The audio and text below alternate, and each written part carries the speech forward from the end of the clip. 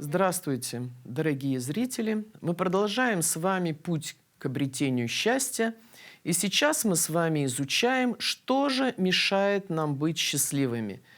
И один из таких моментов – это СДВГ, то есть синдром дефицита внимания и гиперактивности. В прошлый раз мы с вами остановились на минимальных мозговых нарушениях или дисфункциях головного мозга. И я вам хочу дать определение интеллекта. А в психологии на одни и те же факты очень много определений, но я всегда выбираю, мне кажется, те, которые наиболее лучше раскрывают смысл этих определений. В частности, вот такое предлагаю и вам. Интеллект – это индивидуальные способности человека использовать в своей жизни полученные знания. То есть сталкиваешься иногда с человеком, у которого 2, иногда 3 высших образования, а что называется, по жизни он дурак. А бывает человек, у которого нету особого образования, а он очень мудрый, очень эффективный в жизни. Часто мы в быту путаем эрудицию и интеллект. Эрудиция – это накопленные знания с помощью интеллекта, но применяются они или не применяются, это уже все зависит от степени интеллекта. Да? А интеллект – это все-таки мудрость.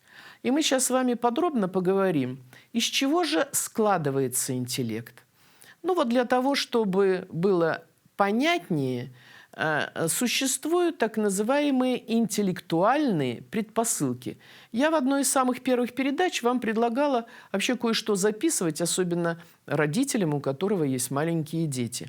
Ну а для взрослых, я думаю, будет понятно, где же у него что страдает.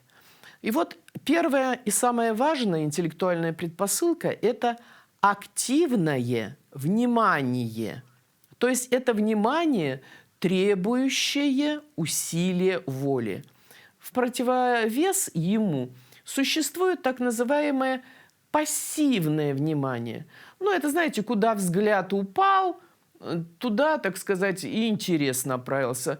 Он куда-то у меня в сторону упал, а у меня интерес пропал, и я быстро переключился, у меня нестойкое внимание, или, как говорят, нестойкая мотивация. Смотрите, активное внимание уже должно преобладать у ребенка к 5 годам над пассивным вниманием. Вообще пассивное внимание, когда оно только одно, а активного нет, мы называем у детей полевое поведение, от слова «поле». Вот очень часто, когда я сидела на приеме на детском, ко мне заходили, ну, в основном мамочки, конечно, с ребятишками. Я всегда говорила: отпустите ребенка, пусть делает, что хочет. И вот ребенок у меня побежал. Он у меня побежал к столику, где игрушки, потом он подбежал ко мне, потом он залез под мой стул и так далее. И мне уже сразу все понятно, да, что с активным вниманием проблемы. А мы с вами вспоминаем СДВГ, синдром дефицита внимания. То есть, видите, да, когда уже произошло нарушение внимания. А что же здесь за нейрофизиологический такой вот процесс в основе этого лежит? Представьте себе, что головной мозг, а кора головного мозга – это всего полсантиметра. То есть наша человеческая сущность – это всего полсантиметра у взрослого человека на поверхности головного мозга. Нужно туда доставить кровь. А по законам гравитации крови куда легче течь? Ну, конечно, не вверх, правда? А вот чтобы вверх, да еще и в кору головного мозга, нужно какие усилия затратить? Даже с точки зрения традиционной китайской медицины, я просто имею образование врач традиционной еще китайской медицины, я училась 5 лет, и китайцы так нам и говорили, преподаватели, самая энергетически затратная деятельность – это интеллектуальная деятельность. потому что действительно не только надо напрягаться, но еще и нужно кровь доставить к самой макушке нашего тела, а еще и длительно, иногда и много часов, удерживать эту кровь, чтобы она питала именно кору головного мозга. А организму это совершенно не нужно.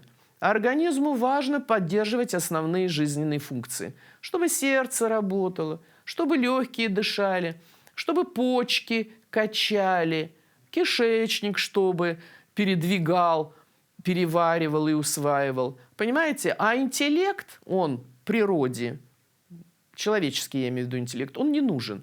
Это нам он нужен, потому что зависит эффективность, да, нашей жизни от состояния интеллекта. И поэтому вот активное внимание, если оно страдает в первую очередь, оно, конечно, то есть будет СДВГ с последствиями. Человек не реализует свой интеллект, не реализует свои планы, мечты и так далее.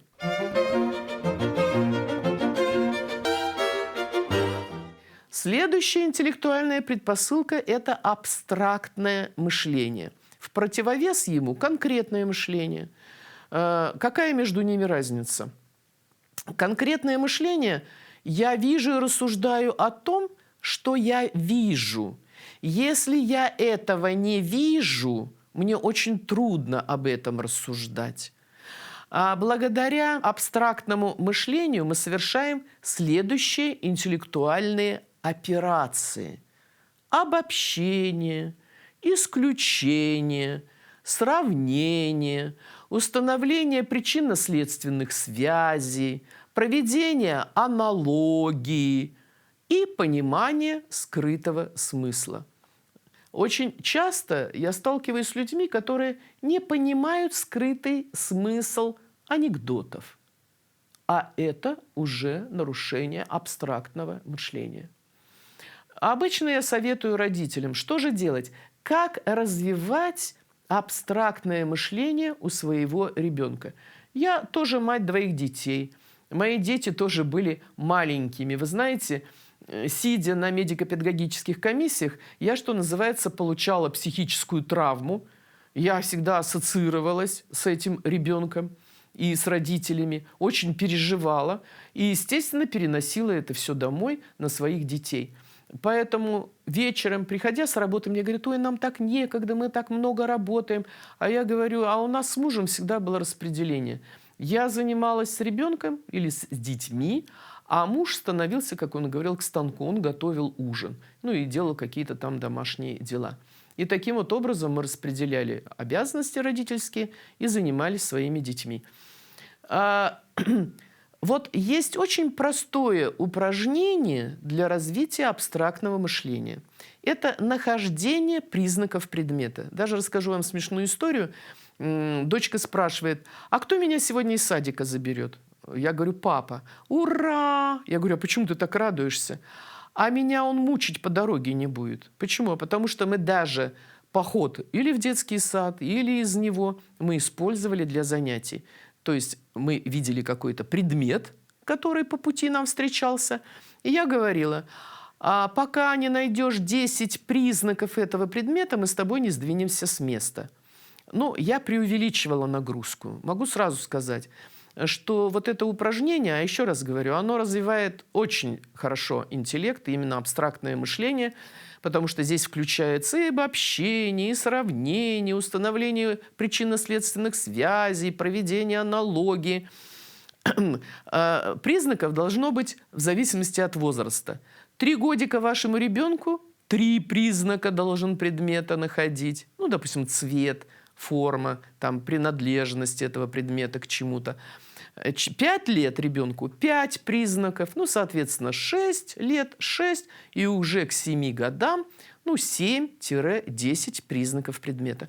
Очень простое упражнение, но, еще раз говорю, очень хорошо развивает абстрактное мышление. Сейчас очень много так называемых дидактических материалов, которые продаются в книжных магазинах специально для развития детей. Я даже не буду их перечислять. Пожалуйста, что называется, покупайте, занимайтесь с детьми, главное, уделяйте им время. Но опять же, такие игры, как шашки, шахматы, То же самое очень хорошо развивают интеллект и, в частности, абстрактное мышление. Следующая интеллектуальная предпосылка – это логическая память. Ей в противовес механическая память. Я помню, как-то раз на комиссии мама была возмущена диагнозом, который поставили ребенку, что у него задержка психического развития, и в противовес она доказывала: да мой ребенок знает всю муху-муху-цокотуху. И когда мы стали спрашивать мальчика, а о чем это стихотворение про муху-цокотуху, он объяснить не смог. То есть это механическая память. К сожалению, когда я приходила на утренники в детские и дошкольные учреждения, ну и к своим детям, и так, с профосмотрами, то весь утренник сопровождается демонстрацией механической памяти. То есть дети поют песни, читают стихи, разыгрывают какие-то там сценки. Но это все механическая память. А иногда приходили родители, которые говорили: в школе жалуются, он не может запомнить стихи, он их пересказывает. Я говорю: радуйтесь, у вашего ребенка все в порядке. У него очень хорошая логическая память. Он понимает, о чем он говорил или прочитал. Мы с вами продолжим. Дальше, я думаю, очень интересный разговор.